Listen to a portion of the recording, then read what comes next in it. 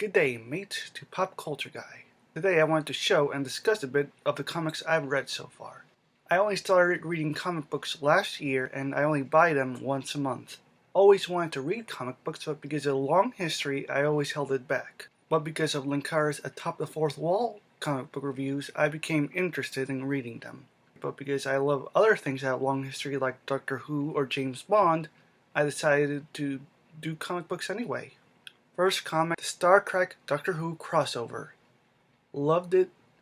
Very interesting read. Great artwork, sometimes not so great, but still amazing. The second one was because of Captain America Civil War being announced. Civil War. I thought the story was interesting, but, it wasn't done very well, but it still tried. And the artwork, though at times can be a bit off, it's well done. The third one, Crisis on Infinite Earths. It took me a long time to finish it, and throughout reading it, I realized there are other books I have to read as well besides the main story. Next one, again by IDW, and I love IDW because of all the crossovers. It's a Star Trek Planet of the Apes crossover. It is a great read. My next comic, my first for the Silver Age, was the first 10 issues of the Avengers. I learned what it was like to read from the Silver Age. It's wacky, a bit wordy, but, it's very interesting to know the past and all that, and where it came from.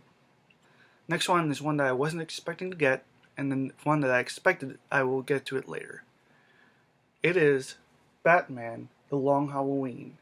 I think it is a great read. I was confused at first throughout the story, but by the end, I was enthralled. More crossover with IDW and Cartoon Network's Super Secret Crisis War.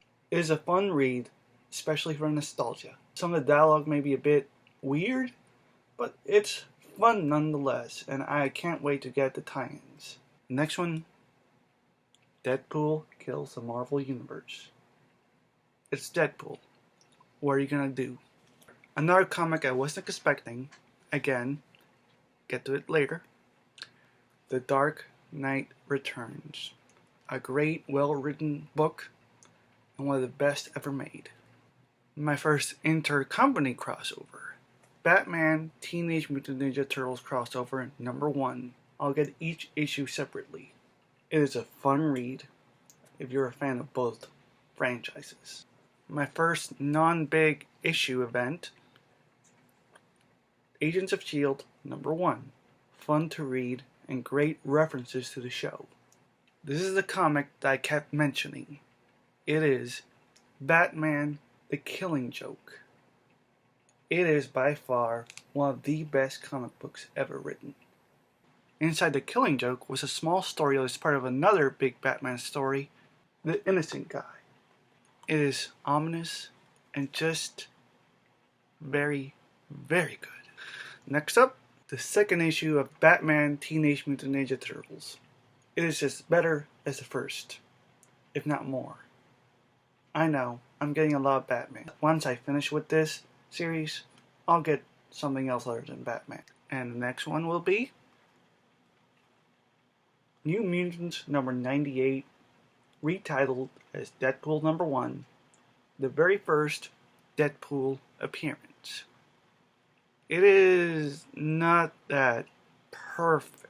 It's 90s comic book, written by Rob Liefeld with art by him, so yeah. But still, Deadpool's appearance, totally worth it. These last two I got separately in separate months, and they're the last two I bought so far. They are the third and fourth issue of the Batman Teenage Mutant Ninja Turtles crossover. They are just getting better with each issue. Granted, there's only 6 in total, which means 2 more for me, but still, it is an amazing read. Well written, with great artwork, and does justice to both Batman and the Turtles. Those are the comic books I have read so far. One day I'll do a video review on each one of them, and other future comic books that I read, but right now you can still read my reviews on them in my blog spot. Thank you, and live long and prosper.